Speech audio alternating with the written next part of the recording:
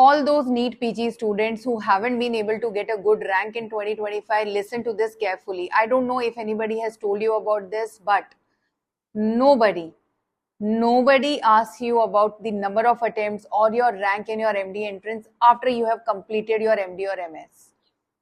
I will repeat it. Nobody is going to ask you how many attempts you have made into becoming a pediatrician, an orthopedician, a dermatologist, a cardiologist, a neurologist. Nobody is going to ask your rank. So it doesn't matter. If you really want to go for it, if you really want to become an orthopedician or a psychiatrist or a dermatologist, and even if this was your third attempt, I would ask you to get up and go for the fourth one. But you need to make sure that you manage your time carefully. Time management is the only thing that is going to get you through it. So I want you to decide today whether you want to prepare for INI CET November 2025 or you want to prepare for NEET PG 2026. It can't be both. It can't be both. You need to prepare for one and you need to prepare for it diligently with proper time management, with proper scheduling. So I want you to decide that today, get up and go for it.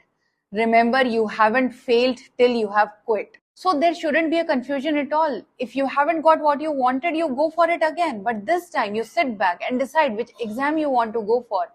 And you reflect, what are the mistakes you made? Were the PYTs not enough?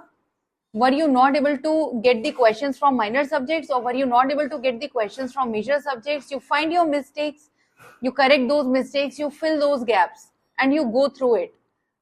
Time management is the only thing that is going to help you. Discipline is the only thing that is going to help you. Staying away from distractions is one thing that is going to help you. So all the best, get up and go for it, guys.